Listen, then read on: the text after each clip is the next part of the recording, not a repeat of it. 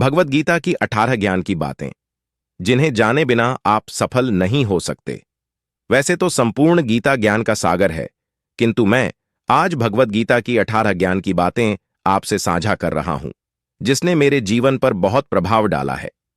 यदि आप इन बातों को अपने जीवन पर उतारते हैं तो एक बहुत बड़ा फर्क आपको देखने को मिल सकता है। भगवत गीता आपको ज्ञानवर्धक अनुभव प्रदान करता है तथा यह आपके भीतर एक परिवर्तनकारी बदलाव लाता है जो जीवन के उद्देश्य और आंतरिक शांति को प्राप्त करने में मददगार बनता है। सैकड़ों श्लोकों में निहित सार का निचोड़ आज आपके लिए आसान भाषा में भगवत गीता की 18 ज्ञान की बातें के रूप में पेश कर रहा हूं। लेकिन वो देखने से पहले अगर आप हमारे सनातनी हिंदू चैनल पर नए हो तो चैनल को सब्सक्राइब करें और वीडियो पसंद आए तो वीडियो को लाइक कर देना। इसकी शिक्षाएं व्यक्तिगत विकास और आध्यात्मिक विकास के लिए व्यावहारिक मार्गदर्शन प्रदान करती हैं, जिससे यह सत्य चाहने वालों के लिए एक कालातीत और अमूल्य पाठ बन जाता है। भगवत गीता की 18 ज्ञान की बातें। भगवत गीता एक पवित्र हिंदू ग्रंथ भगवान कृष्ण और अर्जुन के बीच एक गहन और कालातीत दार्शनिक चर्चा है। इसके श्लोकों में अमूल्य शिक्षाएं निहित हैं जो समय से परे हैं और जीवन के विभिन्न पहलुओं पर मार्गदर्शन प्रदान करती हैं। कर्म का सिद्धांत। कर्मण्येवाधिकारस्ते मा फलेषु कदाचन मा कर्मफलहेतुर्भुर्मा ते संगोस्त्व कर्मणि। इस श्लोक में भगवान श्री कृष्ण कहते हैं कि तुम्हें कर्म करने का अधिकार है, लेकिन उसके द्वारा किए गए कर्म के फल को उसे फलने का अधिकार नहीं है। अर्थात आपको कर्म में लगना चाहिए, लेकिन उसके फलों की चिंता में नहीं रहना चाहिए। कर्म योग में सर्वप्रथम यह भाव है कि कर्म करना आवश्यक है और उसे ईश्वर को समर्पित करना चाहिए, फल की इच्छा के साथ नहीं। यह श्लोक हमें कर्मयोग के माध्यम से सफलता और आनंद की प्राप्ति के लिए एक सुनहरा उपाय सिखाता है। आप ही मित्र, आप ही शत्रु। भगवत गीता की 18 ज्ञान की बातें। उद्धरेदात्मनात्मानम नात्मानम वसाद्येत आत्मैव ह्यात्मनो बंधुरात्मैव रिपुरात्मनः। भगवान श्री कृष्ण कहते हैं कि हमें स्वयं के विकारों और नकारात्मकता से मुक्त होकर प्रगति करनी चाहिए, क्योंकि हम स्वयं के मित्र भी हैं और शत्रु भी हम खुद ही हैं। इस श्लोक में एक गहरा संदेश है कि हम खुद ही अपने सबसे बड़े मित्र और सबसे बड़े शत्रु भी हो सकते हैं। जब हम अपनी आत्मा को नहीं समझते और उससे अलग हो जाते हैं तो हमारे अंदर के सकारात्मक गुण व्यक्त नहीं हो पाते और हमें खुद ही अपना दुश्मन बनना पड़ता है। लेकिन जब हम अपनी आत्मा को समझते हैं और उसके साथ एक हो जाते हैं तो हम अपने भीतर के दुश्मन को पहचान सकते हैं और उससे निपट सकते हैं। 3. किसी वस्तु के आकर्षण से बचें। संन्यासः कर्मयोगश्च निःश्रेयस्करावुभौ तयोस्तु कर्म संन्यासात् कर्मयोगो विशिष्यते। भगवत गीता के अध्याय 5 श्लोक 2 में भगवान कृष्ण वैराग्य के बारे में ज्ञान प्रदान करते हैं। इस श्लोक में भगवान कृष्ण त्याग, संन्यास के मार्ग और निःस्वार्थ कर्म के योग, कर्म योग पर चर्चा करते हैं। दोनों मार्ग आध्यात्मिक विकास और मुक्ति की ओर ले जाते हैं, लेकिन कृष्ण सुझाव देते हैं कि कर्म योग, निःस्वार्थ कर्म का योग त्याग के मार्ग से भी श्रेष्ठ है। विचलित मत हो। समधु अक्सुखा स्वस्थ समलोष्टाश्म कांचना तुल्य प्रिया प्रियो धीरस्तुल्य निंदात्म संस्तुतिः। बुद्धिमान व्यक्ति सुख और दुख, गर्मी और सर्दी, मान और अपमान के द्वंद्व से विचलित नहीं होता है। ऐसा व्यक्ति सभी परिस्थितियों में स्थिर और शांत रहता है। संभाव का मतलब है हमेशा एक ही भाव में रहना। यदि आप इसका अभ्यास करते हैं तो आप मानसिक लचीलापन, भावनात्मक स्थिरता और आंतरिक शांति को विकसित कर सकते हैं। यह हमें आवेगपूर्ण प्रतिक्रिया करने के बजाय स्पष्टता और बुद्धिमत्ता के साथ कार्य करने, सुविचारित निर्णय लेने में भी मदद करता है। यह श्लोक हमें अपने कार्यों के परिणामों से वैराग्य पैदा करने और अपने सच्चे स्व में केंद्रित रहने के लिए प्रोत्साहित करता है। निष्काम कर्म का तरीका। त्यक्त्वा कर्मफलासंगम नित्य तृप्तो निराश्रयः कर्मण्य अभिप्रवृत्तोपि नैव किंचित करोति सह। और दासजाल और कर्मों के फल के प्रति आसक्ति को त्याग कर सदैव संतुष्ट रहकर स्वामित्व की भावना रहित निःस्वार्थ कर्म में लगा हुआ व्यक्ति सभी प्रकार के कार्यों में पूरी तरह से संलग्न होने पर भी कुछ भी नहीं करता है और वह कर्म बंधन से मुक्त रहता है। इस श्लोक में भगवान श्री कृष्ण निष्काम कर्म में लगे व्यक्ति कर्मयोगी के लक्षणों का वर्णन करते हैं। ऐसा व्यक्ति अपने कार्यों के परिणामों के प्रति आसक्ति को त्याग देता है और अपने आप में संतुष्ट रहता है। उनमें अपने कार्यों के परिणामों पर स्वामित्व की कोई भावना नहीं होती है और परिणाम स्वरूप वे बिना किसी स्वार्थी इच्छाओं या अपेक्षाओं के अपने कर्तव्यों का पालन करते हैं। 6. मन को वश में करने का तरीका। असंशयम महाबाहो मनो दुर्निग्रहम चलम अभ्यासेन तु कौन्तेय वैराग्येण च गृह्यते। भगवद गीता के अध्याय 6 श्लोक 35 में भगवान कृष्ण मन को वश में करने के बारे में ज्ञान प्रदान करते हैं। निस्संदेह हे महाबाहु अर्जुन, मन चंचल है और उसे नियंत्रित करना कठिन है, लेकिन नियमित अभ्यास और अनासक्ति वैराग्य के माध्यम से इसे नियंत्रित किया जा सकता है। इस श्लोक में भगवान कृष्ण मन को नियंत्रित करने की चुनौतियों को स्वीकार करते हैं।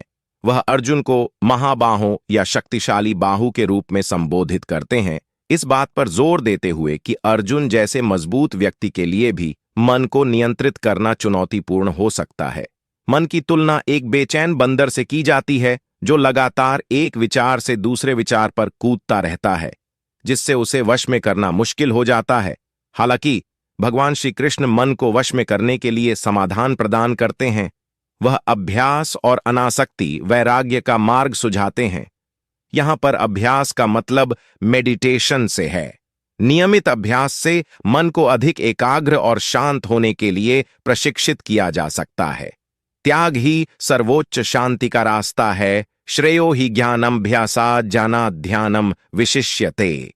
ध्यानात् कर्म फल त्यागात् शांतिरनन्तरम। आस बिना मर्म को जाने किए गए अभ्यास से ज्ञान श्रेष्ठ होता है, ज्ञान से बेहतर ध्यान होता है और ध्यान से श्रेष्ठ कर्मों के फलों का त्याग होता है, क्योंकि त्याग ही आपको परम शांति की ओर ले जाता है। भगवान श्री कृष्ण जी ने निष्कर्ष निकाला कि पूर्ण वैराग्य या त्याग सर्वोच्च शांति की ओर ले जाता है, जिसका अर्थ है सर्वोच्च प्राप्ति, आंतरिक शांति और परमात्मा के साथ एकता की स्थिति। यह श्लोक आध्यात्मिक ज्ञान और परम शांति प्राप्त करने में ध्यान, अभ्यास, ध्यान और वैराग्य के महत्व पर जोर देते हुए क्रमिक आध्यात्मिक विकास के मार्ग पर प्रकाश डालता है। कर्ता भाव रहित यस्य नाहंकृतो भावो बुद्धिर्यस्य न लिप्यते हत्वापि स इमान् लोकान् न हन्ति न निबध्यते। भगवद गीता के अध्याय 18 श्लोक 17 में भगवान श्री कृष्ण पाप से मुक्ति का रास्ता बताते हैं। जो अहंकार से प्रेरित नहीं है, मतलब जिसके अंदर कर्ता का भाव नहीं है, जिसकी बुद्धि सांसारिक पदार्थों से दूषित नहीं है, वह सभी प्रकार के कार्यों में लगा हुआ भी पाप के बंधन से मुक्त रहता है। स्थिर बुद्धि के लक्षणय। सर्वत्रानभिस्नेहस्तत्तत् प्राप्य शुभाशुभम नाभिनंदति न द्वेष्टि तस्य प्रज्ञा प्रतिष्ठिता। जो सर्वत्र आसक्ति से रहित है, जो शुभ में प्रसन्न नहीं होता और अशुभ में शोक नहीं करता, उसकी बुद्धि स्थिर है। 10 शोक करना व्यर्थ है। अशोच्यानन्वशोचस्त्वम प्रज्ञावादांश्च भाष्यसे गतासु नगतासूंश्च नानुशोचन्ति पंडिताः। भगवद गीता की 18 ज्ञान की बातें जो हमें मार्गदर्शन प्रदान करती है, उसके दूसरे अध्याय के श्लोक 11 में भगवान श्री कृष्ण शोक को व्यर्थ बताते हुए व्यंग करते हैं। भगवान ने कहा, तुम उन लोगों के लिए शोक करते हो जो शोक करने के योग्य नहीं है और फिर भी ज्ञान की बातें कहते हैं। बुद्धिमान व्यक्ति न तो जीवित लोगों के लिए शोक करते हैं और न ही मृतकों के लिए। कृष्ण यह इंगित करके प्रारंभ करते हैं कि अर्जुन का दुहक गलत है। वह उन लोगों के लिए दुहक मना रहा है जो उसके दुहक के पात्र नहीं है। 11 निमित्त मात्र बनो तस्मात्त्वमुत्तिष्ठ यशो लभस्व जित्वा शत्रून् भुङ्क्ष्व राज्यम समृद्धम मयैवैते निहताः पूर्वमेव निमित्त मात्रम भव सव्यसाचिन। अतएव तू उठ और यश को प्राप्त हो, अपने शत्रुओं पर विजय प्राप्त कर और एक समृद्ध राज्य का आनंद ले। मेरी माया से वे पहले ही पराजित हो चुके हैं। हे अर्जुन, तुम केवल उनके विनाश का एक साधन, निमित्त मात्र बनो। भगवद गीता का यह श्लोक निडरता और दृढ़ संकल्प के साथ अपने कर्तव्य को पूरा करने के महत्व पर जोर देता है। यह सिखाता है कि जब ईश्वरीय इच्छा द्वारा निर्देशित और धार्मिकता के साथ तालमेल बिठाया जाता है तो सफलता सुनिश्चित होती है। था संभाव रखिए तुल्य निंदा स्तुतिर्मौनि संतुष्टो येन केंचित। अनिकेत, स्थिरमतिर भक्तिमान में प्रियो नर। ये भगवान कहते हैं जो मित्र और शत्रु के प्रति सम हैं, सम्मान और अपमान में, गर्मी और सर्दी, सुख और दुख में संभाव रखते हैं, जो आसक्ति से मुक्त हैं, जो अपने रास्ते में जो भी मिलता है उससे संतुष्ट रहते हैं, जो नियंत्रित और स्थिर मन रखते हैं और जो हैं मेरे प्रति समर्पित, ऐसा व्यक्ति मुझे प्रिय है। भगवद गीता का यह श्लोक किसी की आध्यात्मिक यात्रा में आंतरिक शक्ति, संतुष्टि और भक्ति विकसित करने के महत्व को रेखांकित करता है। 13 सत्य ही ब्रह्मांड में व्याप्त है, ना सतो विद्यते भावो, ना भावो विद्यते सतः। उभयोरपि दृष्टो अंतस्त्वनयोस्तत्वदर्शिभिः। असत्य का कोई अस्तित्व नहीं है और वास्तविक का अस्तित्व कभी समाप्त नहीं होता है। सत्य के दृष्टाओं ने दोनों के स्वभाव को समझकर एक ही निष्कर्ष निकाला है। यह श्लोक हिंदू दर्शन का एक मौलिक सिद्धांत है जो शाश्वत वास्तविकता और भौतिक संसार माया के बीच के अंतर पर जोर देता है। बुद्धिमान इस सत्य को समझकर भौतिक क्षेत्र के भ्रम को पार करने और शाश्वत वास्तविकता के साथ मिलन की कोशिश करते हैं, जो मुक्ति, मोक्ष की ओर ले जाता है। 14 ईश्वर एक है, रूप अनेक है, यो यो या तनु भक्तः श्रद्धयार्चितुमिच्छति तस्य तस्याचलां श्रद्धां तामेव विदधाम्यहम्।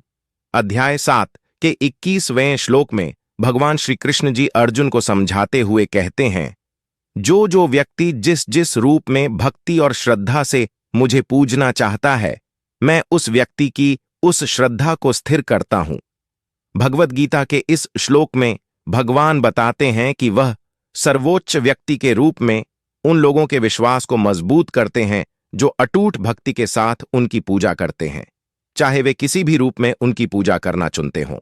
15 काम, क्रोध और लोभ व्यक्ति का नाश कर देता है, त्रिविधम नरकस्येदम द्वारम नाशनमात्मना। कामः क्रोधस्तथा लोभस्तस्मादेतत्त्रयम् त्यजेत।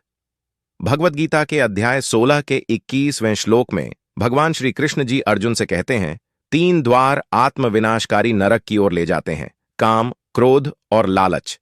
इसलिए व्यक्ति को इन तीनों को त्याग देना चाहिए। 16 अपने कर्म में लगे रहो, सहजम कर्म कौन्तेय सदोषमपि न त्यजेत। सर्वारंभा हि दोषेण धूमेनाग्निरिवावृता।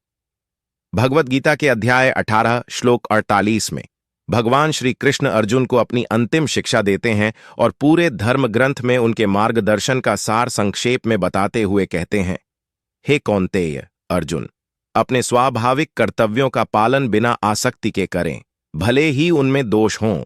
सभी कर्म दोषों से ढके होते हैं, जैसे आग धुएं से ढकी होती है। 17 अपने मन और बुद्धि को ईश्वर को अर्पण करो, संतुष्ट सततम योगी यथात्मा दृढ़ निश्चय। मयि अर्पितमनो बुद्धिर्यो मद्भक्तः स मे प्रिय। जो योगी संतुष्ट, संयमी, दृढ़ विश्वास वाला, आत्मसमर्पित है और जिसका मन और बुद्धि मेरे भगवान को समर्पित है, ऐसा भक्त मुझे बहुत प्रिय है। यह श्लोक ध्यान और भक्ति के अभ्यास में संतोष, समर्पण और दृढ़ता के महत्व पर जोर देता है। इन गुणों को विकसित करके और परमात्मा के प्रति समर्पण करके एक योगी आध्यात्मिक प्रगति प्राप्त कर सकता है। 18 इच्छाओं को मन में न दोहराएं। शनैः शनैः रूपरमेद बुद्ध्या धृतिगृहीत्या आत्मसंस्थम मनः कृत्वा न किंचिदपि चिंतयेत। भगवद गीता के अध्याय 6 श्लोक 25 में भगवान श्री कृष्ण अर्जुन को शिक्षा देते हैं कि शांत मन, अभ्यास से संयमित और पूरी तरह से भगवान में लीन होने पर व्यक्ति को न तो किसी भी इंद्रिय विषयों के बारे में सोचना चाहिए और न ही किसी भौतिक इच्छाओं में मन को लगाना चाहिए। निष्कर्ष, अगर हम भगवद गीता की 18 ज्ञान की बातें संक्षेप में समझें तो इसे हम 5 भाग में विभाजित कर सकते हैं। कर्मयोग।